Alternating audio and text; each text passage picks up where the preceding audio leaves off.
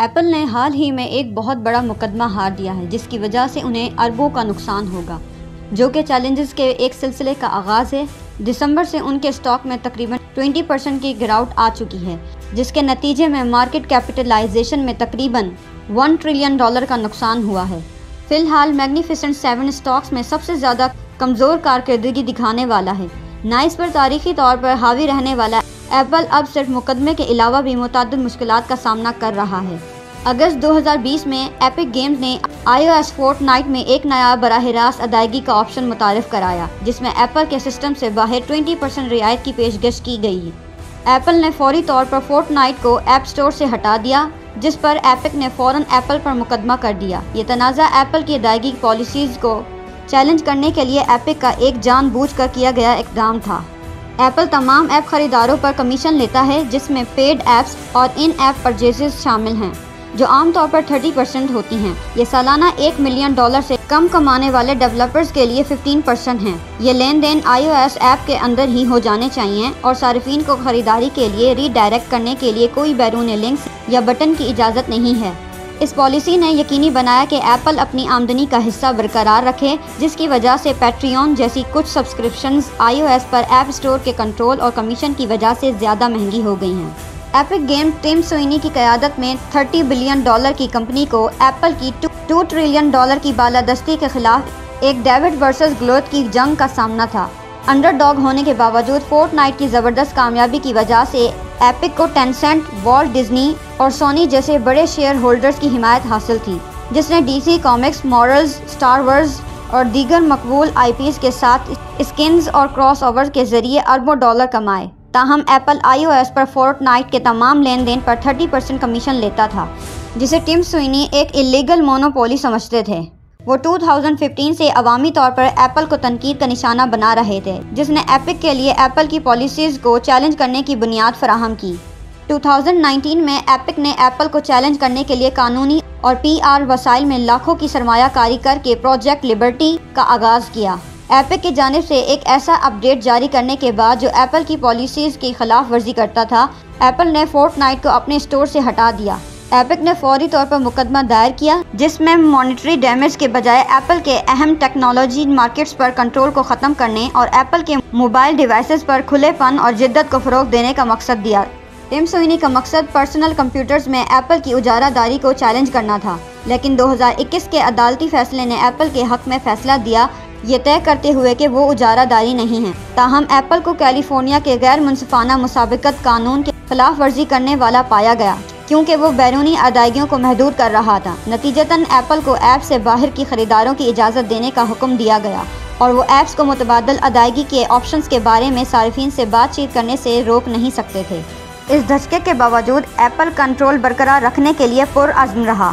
اس کے بعد یہ حصہ ایپل کی قانونی مطالبات پر تاخیر سے عمل درآمد پر بات کرتا ہے، جو کئی سالوں کی اپیلوں اور عدالتی مقدمات کے بعد 2024 میں ہوا، لیکن اس میں بیرونی خریداریوں پر 27% کمیشن فیس سمیت نامناسب نئی شرائط شامل تھیں۔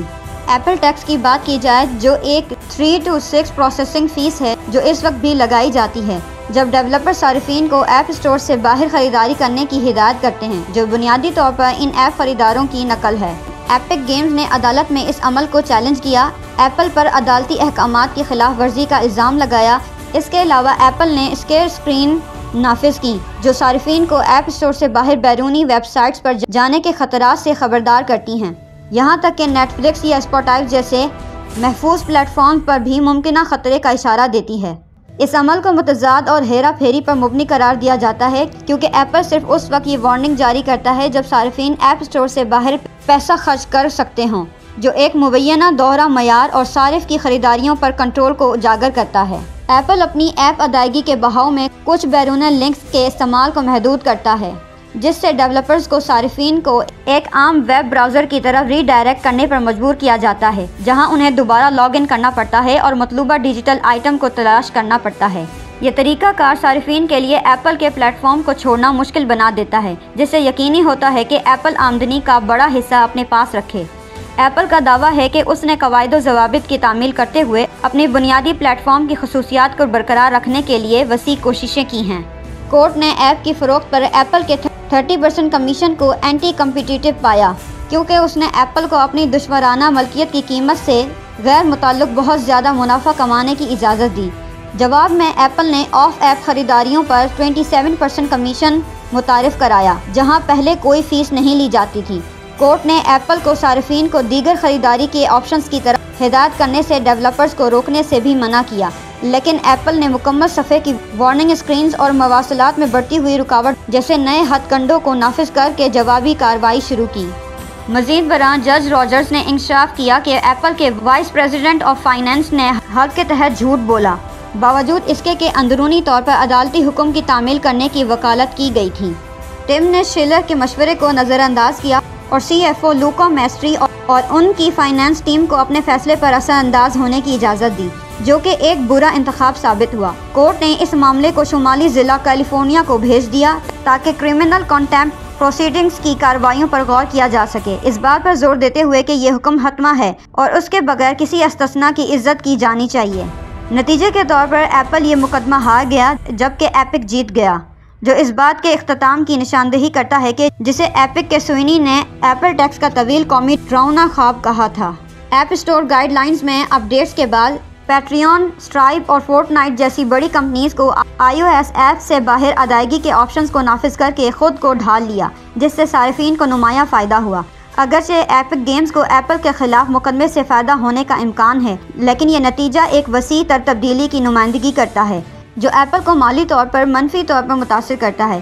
ایپل مینوفیکچرنگ اور اسمبلی کے لیے چائنا پر بہت زیادہ انحصار کرتا ہے اور اس کی 95% سے زیادہ مصنوعات وہیں بنتی ہیں۔ اسکرین اور پروسیسرز جیسے اجزاء کہیں اور تیار کیے جاتے ہیں لیکن چائنا میں اسمبل کیے جاتے ہیں۔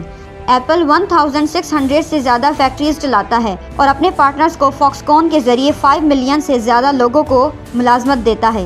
چائنا کی طرف منتقلی کا آغاز 2001 میں نمایاں طور پر کم اجرتوں اور تیز رفتار لاجسٹکس کی وجہ سے ہوا، جسے چائنا کے خوش آئندہ رویے اور بڑے پیمانے پر فیکٹری انفراسٹرکچر کی حمایت حاصل تھی۔